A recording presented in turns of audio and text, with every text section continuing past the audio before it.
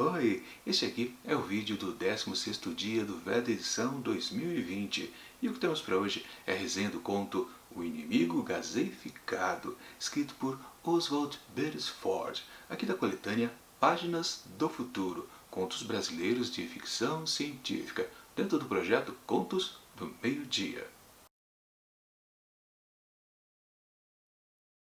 No Aerobus 993P, linha Tombouctou, Punta Arenas. O Sr. Clorureto conversa com o Sr. Concreto e fuma um charuto químico, expelindo densas baforadas verdes. Falam dos fatos do dia. O presidente da República Socialista do Tibete torceu um pé.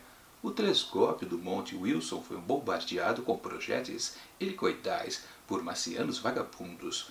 O primeiro vice-subchefe interino do Serviço de Repressão ao Contrabando Aéreo de Teherã apreendeu uma valiosa muamba consistente em 300 mil tubos de elixir dinâmico genésio, pluribus, incendiários os depósitos de hélio de Telorpac, faleceu em Zanzibar e por aí vai um monte de coisas que eles estavam falando.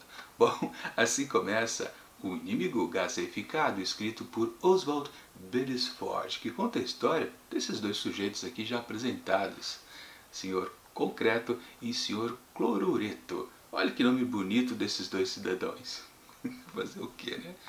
Não entendi direito, para falar a verdade. São sobrenomes? São apelidos?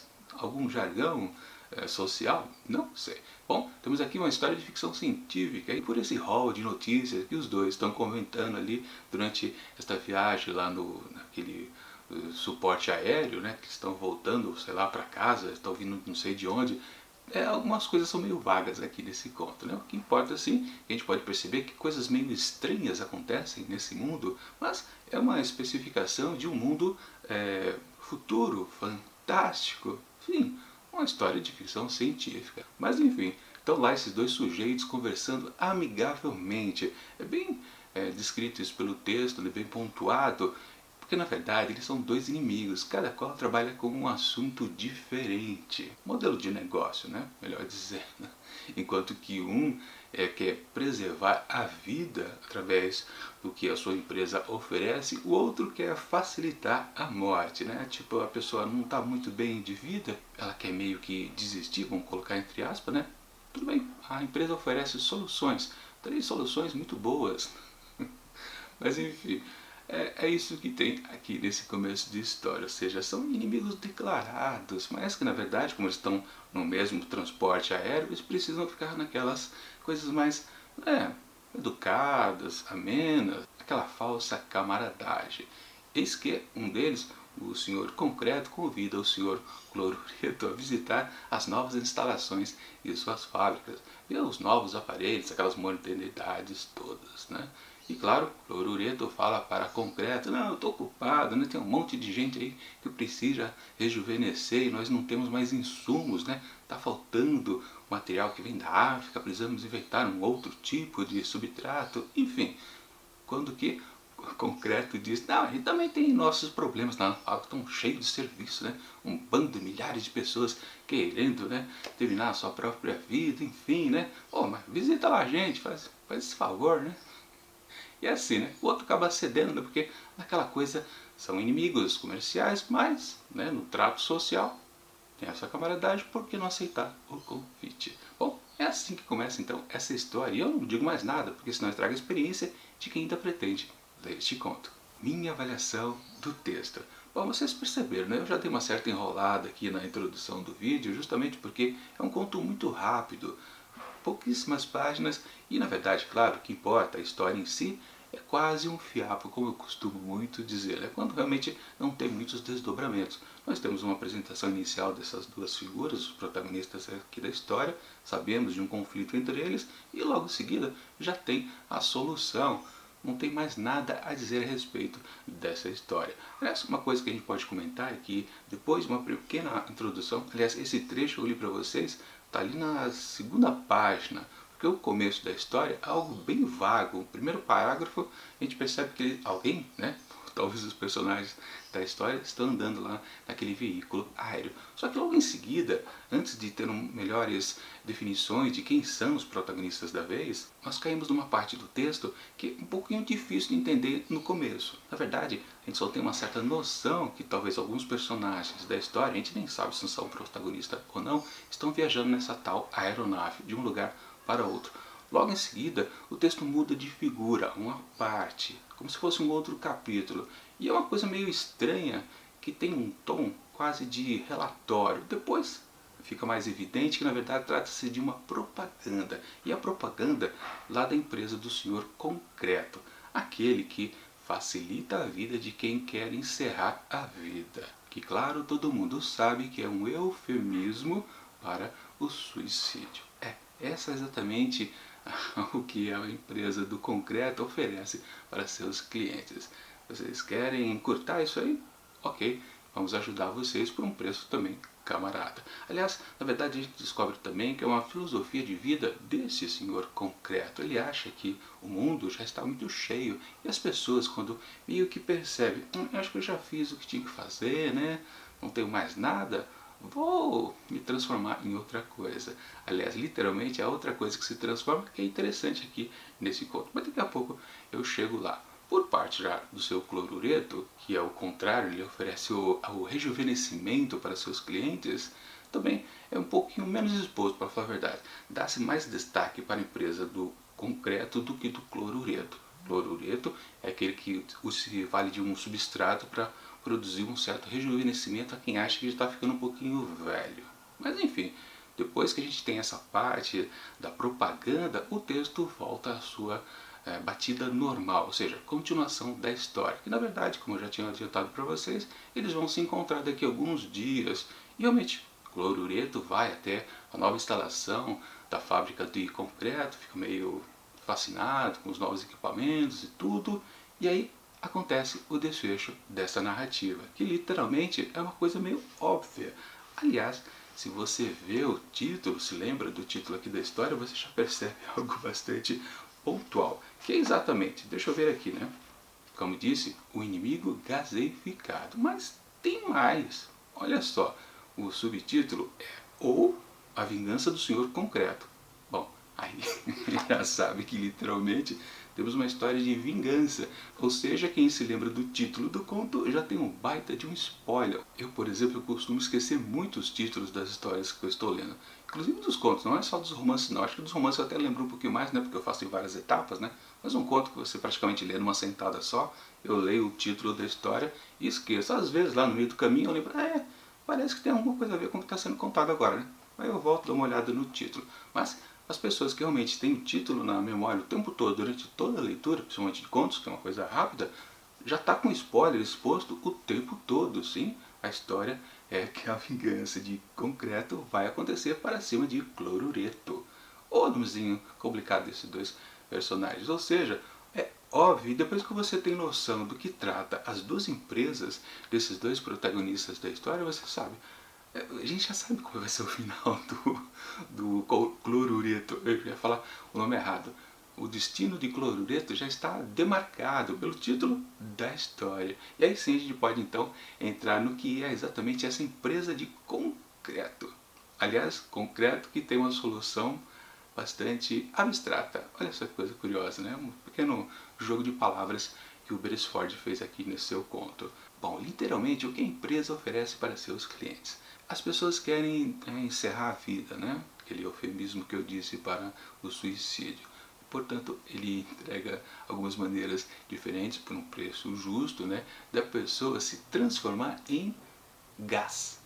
Pois é, um certo processo químico, né? Lá dentro do aparelhamento, lá na sua empresa, a pessoa entra lá ou faz alguma coisinha, que até acontece com cloreto depois, né? Mas ao final do processo, enfim, a pessoa vira um monte de bolinhas de gás. Aí você lembra também, né, do título da história, o inimigo gaseificado. Eu imagino Oswald Beresford pensando na ideia desse conto, né? Provavelmente ele estava tomando uma gasosa, que é como se chamavam antigamente os refrigerantes, né? Estava lá tomando sua gasosa e de repente ele pensou, puxa, e se em vez de líquidos as pessoas virassem bolinhas de gás? Acho que foi mais ou menos essa a ideia, claro. Ele deve ter pensado, né, mas por que as pessoas vão querer virar bolinhas de gás?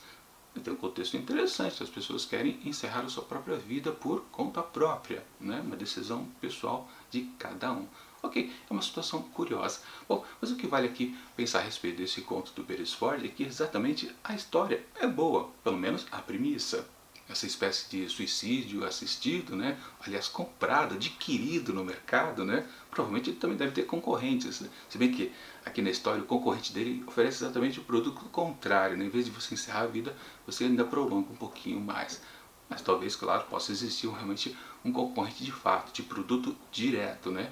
Ou seja, um outro tipo de eliminação, digamos assim, talvez não seja pelas bolinhas de gás, mas o tradicional, né, você terminar em cinzas, por exemplo. Há uma citação breve ali no texto, mas confesso para vocês que eu não entendi direito. Isso é uma oferta de um outro concorrente? Ficou uma coisa um pouquinho nebulosa. Mas o que importa é isso. Um produto está sendo oferecido. Existe um concorrente que oferece o contrário. São inimigos declarados, mas socialmente são amigáveis. Claro que um ainda nutre uma vingança, né? Eliminar o concorrente. O que chegamos ao final do texto, onde concreto elimina clorureto. Estou dizendo, claro, os spoilers totais aqui dessa história, porque na verdade não sobra muito a respeito disso. Ok? Aí você chega ao final da história e fala, é uma história mais ou menos, que provavelmente a gente vai esquecer, embora, como eu disse, a premissa seja bastante interessante, justamente aqui no campo da ficção científica. Só que depois, claro, você vai dar uma olhada no texto de apoio que há no começo de todos os contos aqui, dessa coletânea aqui, Páginas do Futuro. E aí você acaba descobrindo, deixa eu pegar aqui para falar exatamente, que no dia 11 de setembro de 1924 suicidou-se na cidade do Rio de Janeiro o escritor Oswald Beresford.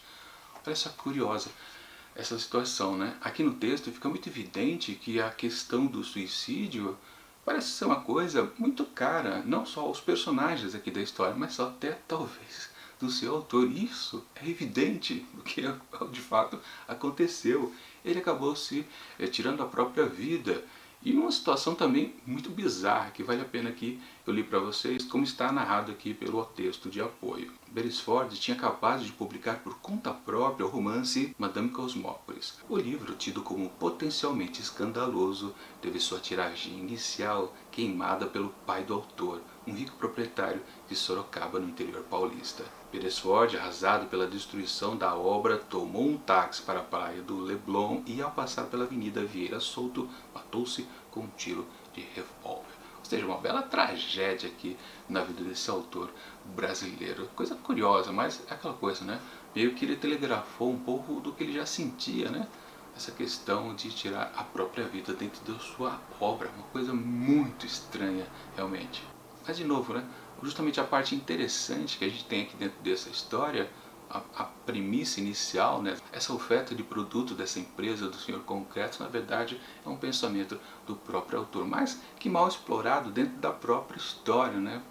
Em vida ele acabou explorando mais isso. Podia ter mais desdobramentos tudo isso, não ser uma coisa tão simplista, principalmente, claro, o desfecho, que na verdade isso aqui é uma história de vingança, uma coisa bem batida, por exemplo, mas nas questões aqui internas do conto está muito mal exposto para a gente. Quer dizer, está completamente claro o que vai acontecer, mas mal desenvolvido. Poderia ter outros elementos, quem sabe mais personagens, questões, um pouco de filosofia até a respeito dessa coisa oposta, né, que é uma empresa oferecer a finalização da vida e a outra oferecer uma continuidade, uma sobrevida maior, né? Está mal exposto de qualquer forma. Tanto é que esse texto aqui é difícil a gente lembrar depois de algum tempo, a não ser que, claro, grave na gente justamente esse detalhe de que a obra ficou conectada com a vida do autor de alguma forma, por causa do conteúdo interno, a temática em si. Mas se a gente abstrair isso, realmente a história é completamente esquecível. Ela não chega a ser mal escrita, mas ela é mal aproveitada com certeza. Portanto, para O Inimigo Gaseificado, escrito por Oswald Beresford, eu atribuo apenas 2,5 asteriscos. Acho que não dá para dar mais do que essa nota, porque ela está exatamente na metade das notas possíveis. Ela não é tão ruim e também não é tão boa assim, apenas mediana. Põe agora para fechar o vídeo uma nota também um pouquinho triste, né? Depois dessa, claro, óbvio, né? De um autor que depois que vê o próprio pai rasgar todos os exemplares de sua obra, faz aquele ato impensado. Bom, para o próximo vídeo aqui dessa coletânea Páginas do Futuro, daqui a 5 dias, teremos um conto de Rubem Fonseca, autor nacional que faleceu há 2 dias atrás, do dia desta gravação. E, aliás, algo curioso, né? Porque Rubem Fonseca sempre trabalhou o cotidiano, ou seja, o tempo presente. E aqui ele vai ofertar para a gente uma história de ficção científica que geralmente, claro, é um tempo futuro. Também, claro, pode existir no tempo presente alguma coisa de sci-fi, mas de qualquer forma é algo que ele realmente não era costumeiro fazer. Estou curioso a respeito dessa obra do Rubem Fonseca, infelizmente agora já com ele falecido. Isso sempre acontece, né? A gente fica querendo ler alguma coisa de um certo autor e quando vê, ele morreu há pouquíssimo tempo. Enfim, é o que vai acontecer agora no próximo vídeo aqui. Mas amanhã, pelo menos, temos Clarice Lispector com uma boa notícia. Estamos terminando mais uma coletânea aqui dentro do projeto Contos do Meio-Dia, o último conto de Onde Estivesses de Noite. E também, no vídeo de amanhã, vamos descobrir qual o livro que vai substituir esta obra da Clarice Lispector. A conferir amanhã. Mas enquanto o próximo vídeo não chega, eu deixo aqui do lado dicas de outras resenhas que já aconteceram aqui dentro do projeto desse começo da segunda metade do Veda edição 2020. E tchau!